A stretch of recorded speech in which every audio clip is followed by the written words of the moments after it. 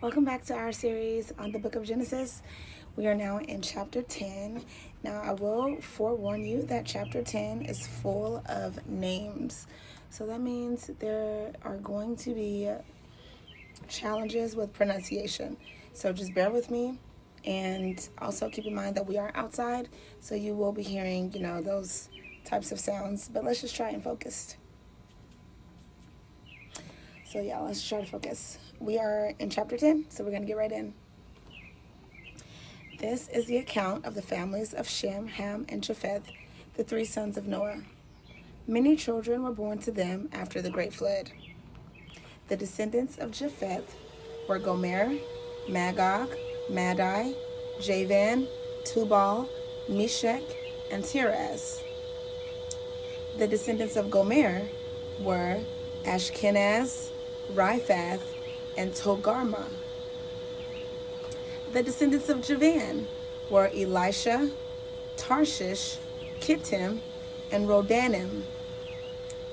Their descendants became the seafaring peoples that spread out to various lands, each identified by its own language, clan, and national identity. Verse 6. The descendants of Ham were Cush, Mizraim, Put, and Canaan. The descendants of Cush were Seba, Havilah, Sabta, Raamah, and Sabteca. The descendants of Raamah were Sheba and Dedan. Verse 8. Cush was also the ancestor of Nimrod, who was the first heroic warrior on earth. Since he was the greatest hunter in the world, his name became proverbial. People would say, "This man is like Nimrod, the greatest hunter in the world." He built his kingdom in the land of Babylonia, with the cities of Babylon, Erech, Akkad, and Calneh. Verse 11. From there, he expanded his territory to Assyria, building the cities of Nineveh, Rehoboth, Calah, and Rezin, the great city located between Nineveh and Calah. Verse 13. Mizraim was the ancestor of the Ledites, Anamites, Lehabites, Naphtalites, Pathrusites, Kazlaites, and Caphartites, from whom the Philistines came.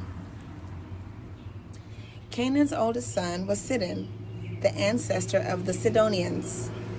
Canaan was also the ancestor of the Hittites, Jebusites, Amorites, Girgashites, Hivites, Archites, Sinites, Arvadites, Zemarites, and Hamathites. The Canaanite clans eventually spread out, and the territory of Canaan extended from Sidon in the north to Gerar and Gaza in the south, and east as far as Sodom, Gomorrah, Admah, and Zeboam near Lasha. These were the descendants of Ham, identified by clan, language, territory, and national identity. Verse 21. Sons were born to Shem, the older brother of Japheth. Shem was the ancestor of all the descendants of Eber. The descendants of Shem were Elam, Asher, Arphaxad, Lud, and Aram. The descendants of Aram were Uz, Hul, Gether, and Mash. Arphaxad was the father of Shelah, and Shelah was the father of Eber. Eber had two sons. The first was named Peleg, which means division.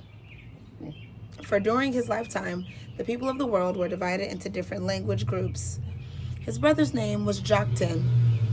Joktan was the ancestor of Almodad, Sheleph, Hazarmaveth, and Gerar, Hadaram, Uzal, Dikla, Obal, Abimael, Sheba, Ophir, Havilah, and Jokbah. Jochebed. All these were descendants of Joktan.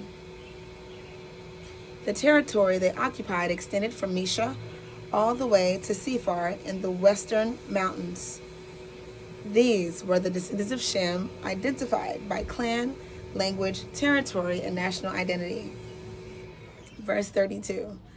These are the clans that descended from Noah's sons, arranged by nation according to their lines of descent. All the nations of the earth descended from these clans after the great flood. Whew, that was a lot. That concludes chapter 10. I'll see you in the next video for chapter 11.